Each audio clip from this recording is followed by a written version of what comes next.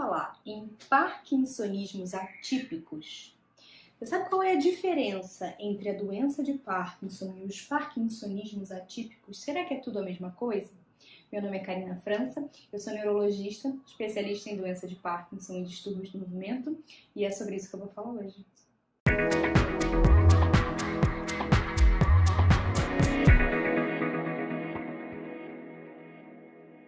Em primeiro lugar, é importante frisar que doença de Parkinson é diferente dos parkinsonismos atípicos. São doenças diferentes.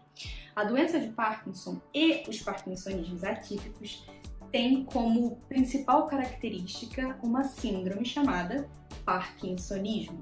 Eu sei que são muitas nomenclaturas e às vezes fica um pouquinho difícil de entender, mas eu vou explicar. Parkinsonismo é um nome genérico que a gente usa para um conjunto de sinais e sintomas que são lentidão de movimentos, que a gente chama de bradicinesia, tremor, principalmente o tremor de repouso, rigidez das articulações e instabilidade postural ou tendência a quedas. Se a pessoa tem a lentidão de movimentos, que é a bradicinesia, mais um desses outros três, pronto, ela já tem parkinsonismo. E isso é um sintoma, é uma síndrome, é que nem falar que alguém tem febre. Muitas doenças podem causar febre, muitas doenças podem causar parkinsonismo. A doença de Parkinson é uma delas. Então, todo mundo que tem doença de Parkinson tem parkinsonismo.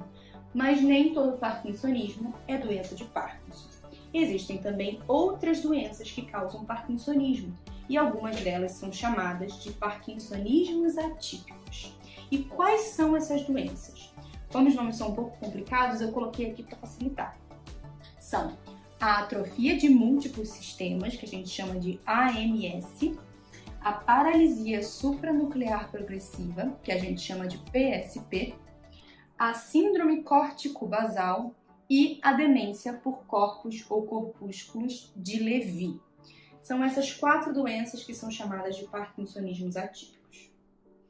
Como essas doenças também causam parkinsonismo, elas podem às vezes se confundir com o diagnóstico de doença de Parkinson. Ou uma pessoa começa tendo o diagnóstico de Parkinson e depois de um certo tempo a gente vê que na verdade é um desses parkinsonismos atípicos, ou o contrário. Embora essa primeira opção é de longe a mais comum. Porque muitas das características que diferenciam esses parkinsonismos da doença de Parkinson, elas costumam aparecer depois de alguns anos do início dos sintomas. Então, se um paciente chega bem no início dos sintomas, com 1 ano, 2 anos de sintomas, é muito difícil, às vezes até para o próprio especialista, conseguir diferenciar entre a doença de Parkinson e os outros parkinsonismos atípicos, que dirá para pessoas que não são especialistas. Mas existem algumas pistas clínicas que ajudam a gente a diferenciar essas doenças da doença de Parkinson. Eu vou falar para vocês agora um pouquinho sobre essas pistas.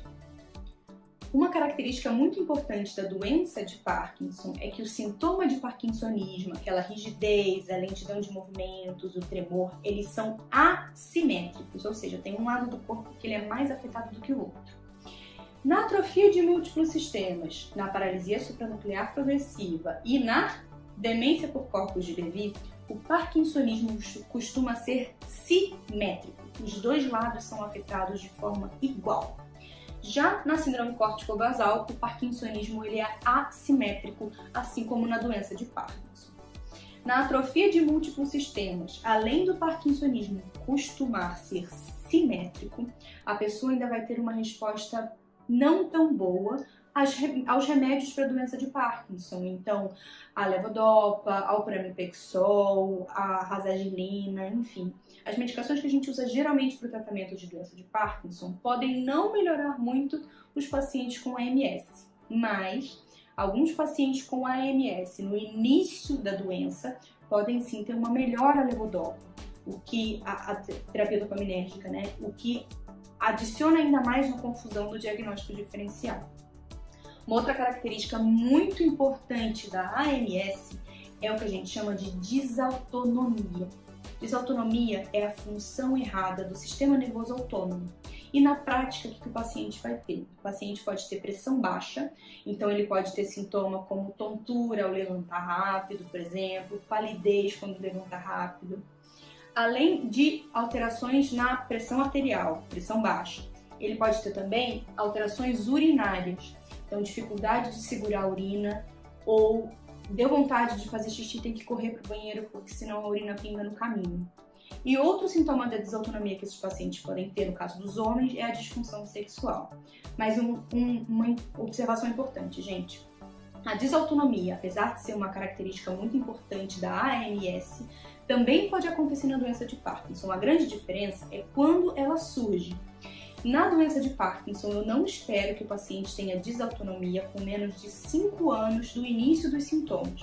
Já na AMS, esse sintoma de desautonomia costuma ser precoce, acontecer nos primeiros 5 anos do desenvolvimento da doença, que é uma diferença importante da AMS com a doença de Parkinson. Outra diferença da AMS é que a AMS pode dar um sintoma clínico chamado ataxia, que significa falta de coordenação motora. Então, isso aí é uma outra pista que ajuda a gente a diferenciar doença de Parkinson de AMS.